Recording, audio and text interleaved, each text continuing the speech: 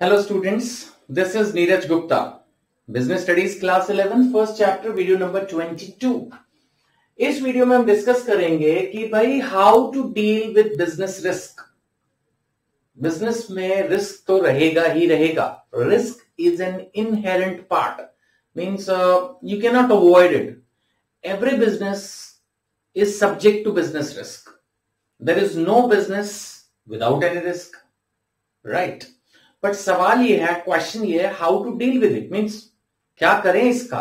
नहीं, कोई भी अगर हमें लगे कि भाई बारिश बहुत होगी तो उसका कुछ तो करते हैं ना इलाज। भाई रेन कोट पहन के जाओ, छाता लेके जाओ, और एक उपाय क्या हो सकता है, मत जाओ, घर में बैठ जाओ, है ना।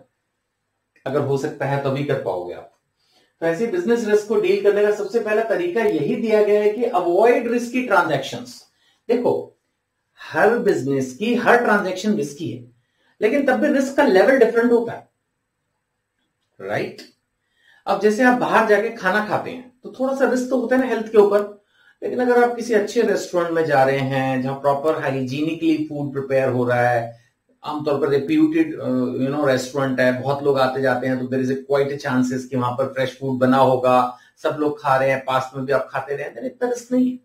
और एक आप कहीं पर भी रिमोट एरिया में है, ऐसी कोई ठेले पे खड़ा है, उससे लेकर आप कुछ भी खा रहे हैं जिसके बारे में आपको पता ही नहीं कि इंग्रेडिएंट्स क्या होंगे, आपको यही नहीं पता कि भाई ये कितना बासी है, नया है, आप दूसरे शहर में हैं सपोज, और you just don't know anything and you just taking risk, so that's to risky. मैं एक ऐसी डोमेस्टिक एग्जांपल ले रहा हूं। ऐसे बिजनेस में भी suppose you are dealing with a person जिसके साथ आप पहले से भी बहुत बार डील कर चुके हो, या जिसको बहुत लोग जानते हैं, या जिसके बारे में जानने पर आप उसके बारे में पता कर सकते हैं, it's easier to deal with him. It's not that big a problem. You can deal with him. There's no problem. But suppose you are dealing with someone who is a new person, nobody knows about him, उसकी credit worthiness क्या है, उसकी company की details क्या है, कुछ पता नहीं है, उसको आप large amount of credit offer कर रहे हो, उधार में सामान दे रहे हैं ह्यूज अमाउंट का, then it's too risky. So if it is required, do it. Otherwise, you can avoid such risky transactions. दूसरी बात, इन्होंने कहा है कि आप जिस भी तरह से लॉस हो सकता है, हमने पिछली वीडियो में जब डिस्कस किया था तब, अब जैसे माना फ्लड है, अब फ्लड का आप क्या कर सकते हो? फ्लड का आप यही कर सकते हो कि सपोज अगर आपको अपनी फैक्ट्री खोलनी है तो जो फ्लड प्रोन एरियाज हो, सपोज एक दो आपके पास प्लॉट्स हैं जहां पर आप फैक्ट्री खोल सकते हैं, एक वेरी नियर टू द जो है ना रिवर है। अब कल को अगर फ्लडिंग होती है सपोज किसी पर्टिकुलर सिटी में, तो उसमें तो फिर आपको सबसे वो जल्दी अफेक्ट करेगी, और एक एरिया जो है 15 किलोमीटर दूर है, तो definitely that place is more safer if especially the city is suffering the problem from floods frequently.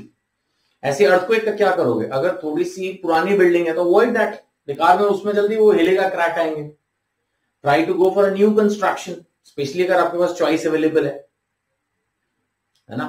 तो इस तरह से आप क्या कर सकते हो? ऐसे फायर का है, फायर को तो आप बहुत अच्छे से मतलब अपनी बिल्डिंग को प्रॉपर्ली सेफ बना सकते हो, है ना, प्रॉपर उसकी स्टोरेज कर सकते हो, वहां फायर अलार्म्स, फायर एक्सटिंग्विशर्स लगा सकते हो, फायर फाइटिंग के जो भी उसमें स्प्रिंकलर्स वगैरह लगते हैं, बहुत कुछ होता है।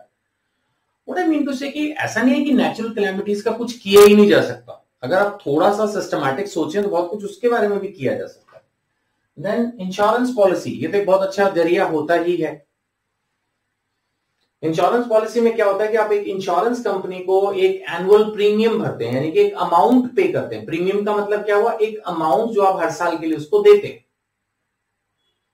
ठीक है ना। जैसे कि कोई भी एग्जांपल ले लो, जैसे आपको मान लेते हैं जिम में जाना है ना, तो जिम में आप पूरे साल जाने का सपोज एनुअल मेंबरशिप ले रहे हैं, तो आपको साल का इतना पैसा देना, उसके बदले में फिर आप जिम जा सकते हैं। ऐसे ही इंश्योरेंस पॉलिसी में भी आपने एक पर्टिकुलर अमाउंट दिया, उसके बाद वो प्रॉपर्टी में अगर कोई भगवान न करे लॉस हुआ तो पूरे साल में जो भी लॉस होगा वो इंश्योरेंस कंपनी पे करती है। तो ये एनुअल प्रीमियम होता है आमतौर पर। तो ये पे करने से भी एक बहुत बड़ा रिस्क आप अपना अवॉइड कर सकते हो, क्योंकि बहुत तरह की इंश्योरेंस पॉलिसीज आज मार्केट में आ चुकी हैं। बहुत सारी नेशनल इंटरनेशनल कंपनीज इंडिया में काम कर रही हैं, international company through national companies. तो कहने का मतलब ये है कि there are lot of insurance companies which exist in the market, और अगर आप एक प्रॉपर किसी एजेंट से, किसी अच्छे जो है ना ब्रोकर से कंसल्ट करके एक अच्छी इंश्योरेंस पॉलिसी अपनी कंपनी के लिए बाय करते हैं, it is very beneficial, it helps. And then you can create reserves and provisions for the bad debts. देखो, आप अगर माल बेच रहे हो तो सारे के सारे कस्टमर ईमानदार होंगे, सारे आपके पूरे पैसे लौटा देंगे, इसके तो चांस कम ही है। अब अगर कोई समझदार बिजनेसमैन होगा तो वो क्या सोचेगा कि भाई कुछ ना कुछ तो लोग ऐसे निकलेंगे ही जो पैसे नहीं देंगे बेईमान। अब 100 में से 2 तो निकलेंगे, 3 तो निकलेंगे, तो पहले से उसका रिजर्व बनाओ, पहले से उस लॉस का प्रोविजन बनाओ, पहले से अपने दिमाग में लेके चलो कि ये लॉस मुझको हो सकता है और मेरे को क्या करना होगा। बी केयरफुल, पहले ही मैंने कहा अवॉइड रिस्की ट्रांजैक्शंस। उसके बावजूद भी लॉस तो पॉसिबल ही है in spite of all the cares which you may take. तो आप पहले से ही उस लॉस का, जैसे माना कोई मशीन है, कोई फायर हो सकती है, कुछ हो सकती है, तो कुछ पैसे जोड़ के भी रखो। अब ये ना करो कि सारे पैसे कंपनी के जो भी आ रहे हैं वो आप सैलरीज बोनस में बांट दो या नई मशीन खरीदने में ही रख लो। नई मशीन खरीदना भी एक्सपेंशन है, लेकिन कल को जो काम चल रहा है अगर कल को वही डिस्टर्ब हो गया और आपके पास रिजर्व्स नहीं है तो पता लगा कि आप जो काम चल रहा था वही बंद हो गया, and for continuing the same old work you need a bank loan, तो it will be a problem for you ना।